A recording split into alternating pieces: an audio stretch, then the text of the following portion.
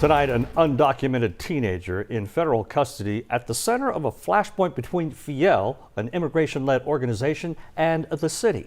Emmanuel Gonzalez Garcia, who has severe autism, went missing over a week ago. Apparently, HPD found the 15-year-old, then the next day turned him over to the Department of Health and Human Services. Now, for the second day in a row, there was a heated exchange at Houston City Council meeting. Instead of issuing an Amber Alert, what is it going to be? Are you going to bow down to Donald Trump and continue to work with ICE? Chief Diaz, we've been trying to meet with you. You have yet to meet with us. Why do you lie? Why do you all lie? No.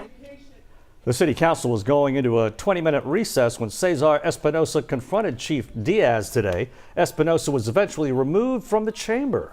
Our Marcelino Benito joins us in the studio. And Marcelino, tensions didn't start just this week. This has been building for a while, guys. I spoke with Chief Diaz and FIEL's executive director last week before this latest controversy erupted. FIEL told me this is the first chief in 17 years that repeatedly refuses to meet with them. We will meet the day, meet the challenges, first with kindness. That was Chief Noe Diaz when he took the helm of HPD in August 2024, only the second Latino chief in the department's history. What were your expectations? We're getting a Latino chief. It's somebody that can start fresh, can maybe work with our community more. Unfortunately, that has not been the case. 14 months in, Cesar Espinosa, who leads FIEL, the city's most active immigrants' rights group, has concerns. We've been trying to meet with him for a year, and he hasn't responded. How many times have you tried to talk to him? We've tried several times, maybe over 10 times. There's been radio silence. We haven't heard anything from them. Is it unusual that you have not met with the police chief 1 year in? It's very unusual. We've met every chief prior to him for the last 17 years that we've been around. And the chief told us it's not happening. Is there a reason why you're not? I just don't see that their platform is where we're at as an organization. I value their opinion, but this office won't be used in any way to help their platform. We have to focus on the rule of law. Houston's mayor agreed. He's not going to meet with those that don't want to be part of the solution. You know, there's some groups, activists, that want to be disruptors. I don't know what their agenda is, their hidden agenda, but HPD, and I support our chief 100%.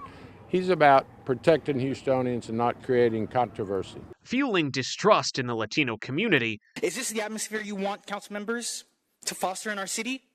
One of fear? Are ongoing ICE operations across Houston and questions over how closely HPD collaborates with ICE. We're going to make sure that we cooperate where we can, but as far as the immigration, that's not a task that the police department does. The problem, groups like FIEL say, HPD has called ICE dozens of times this year, including on victims or witnesses with active ICE warrants. How do we tell people to trust the police when the police, who is saying that they're not collaborating with ICE, has in fact collaborated with ICE? This situation is undoing years of work. FIEL worries it could lead to more crime.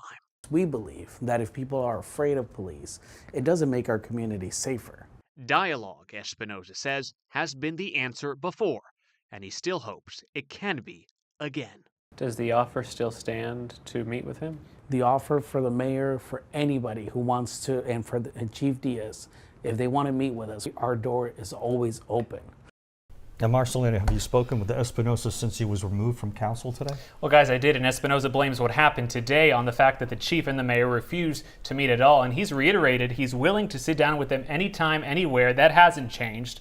As far as ICE goes, I can tell you they did send us a statement as well. They say attempts by certain political leaders and members of the media to politicize cooperation between ICE and our law enforcement partners is incredibly dangerous.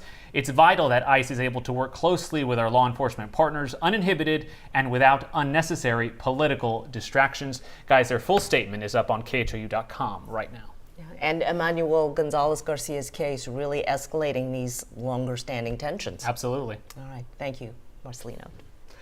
Tonight, a lawsuit targeting FIEL will continue after a ruling from the 15th Court of Appeals. Attorney General Ken Paxton is suing, trying to strip the organization of its nonprofit status in an effort to shut it down. The lawsuit filed over a year ago claims FIEL violated federal nonprofit rules by allegedly participating in electioneering.